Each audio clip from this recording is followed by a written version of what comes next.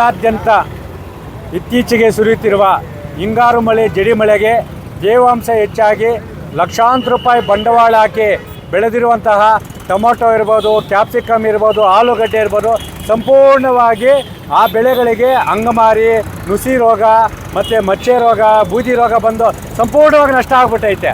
ಆದರೆ ಈ ಒಂದು ಜಡಿ ಮಳೆಗೆ ಈ ಒಂದು ನಮ್ಮ ಉಸ್ತುವಾರಿ ಸಚಿವರು, ಜನಪ್ರತಿನಿಧಿಗಳು ನಾಪತ್ತೆ ಆಗ್ಬಿಟ್ಟಿದ್ದಾರೆ. ಆ ಮಳೆ ನೀರಿನಲ್ಲಿ ಚಳಿಗೆ ಕೊಚ್ಕೊಂಡು ಹೋಗ್ಬಿಟ್ಟಿದ್ದಾರೆ. ಆದರೆ ರೈತರ ಕಷ್ಟಗಳನ್ನ ಕೇಳೋರೇ ಇಲ್ಲದೆ ಆಗ್ಬಿಟ್ಟಿದ್ದಾರೆ.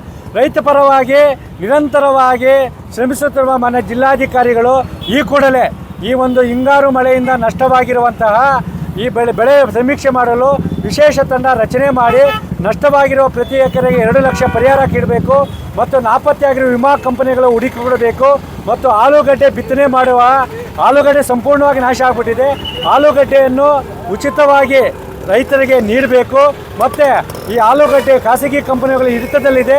ಈ ಕೂಡಲೇ ತೋಟಗಾರಿಕಾ ಅಧಿಕಾರಿಗಳು ಈ ಆಲೂಗಡ್ಡೆ ಖಾಸಗಿ ಮಾರಾಟಗಾರರನ್ನು ಸಭೆ ಕರೆದು ಸಬ್ಸಿಡಿ ದರದಲ್ಲಿ ಮತ್ತು ಗುಣಮಟ್ಟದ ಒಂದು ಆಲೂಗಡ್ಡೆ ಬಿತ್ತನೆ ಬೀಜವನ್ನು ವಿತರಣೆ ಮಾಡಬೇಕು. ಕಳಪೆ ಬಿತ್ತನೆ ಆಲೂಗಡ್ಡೆ ವಿತರಣೆ ಮಾಡುವ ಅಂಗಡಿಗಳ ವಿರುದ್ಧ ಕಾನೂನು ಕ್ರಮ ಕೈಗೊಂಡು ಎಲ್ಲಕ್ಕನ್ನೂ ಮುಖ್ಯವಾಗಿ ಇವತ್ತು ರೈತರಿಗೆ ನಾರುಗಳನ್ನು ವಿತರಣೆ ಮಾಡುವಂತಹ ನರ್ಸರಿಗಳು ಅನಧಿಕೃತವಾಗಿವೆ. ಯಾವುದೇ ರೀತಿಯ ಪರವಾನಗಿ ಪಡೀತಾ ಇಲ್ಲ. ಅವರು ನಕಲಿ ಬಿತ್ತನೆ ಬೀಜಗಳನ್ನು ಕೊಡುವ ಮುಖಾಂತರ ರೈತರ ಮರಣ ಶಾಸನ ಬರೀತಾರೆ. ಅನಧಿಕೃತವಾಗಿರುವ ನರ್ಸರಿಗಳ ವಿರುದ್ಧ ಕಾನೂನು ಕ್ರಮ ಕೈಗೊಂಡು ಕಡ್ಡಾಯವಾಗಿ ಪರವಾನಗಿಯನ್ನು ಪಡೆಯಬೇಕು.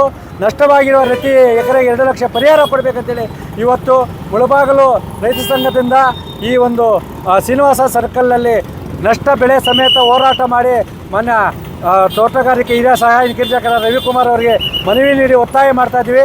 ರೈತರನ್ನು ಏನಾದರೂ ನಿರ್ಲಕ್ಷ್ಯ ಮಾಡಿದರೆ ನಷ್ಟ ಬೆಳೆ ಸಮೇತ ರಾಷ್ಟ್ರೀಯ ಹೆದ್ದಾರಿಗಳನ್ನು ಬಂದ್ ಮಾಡುವ ಎಚ್ಚರಿಕೆಯನ್ನು ನೀಡ್ತಾರೆ.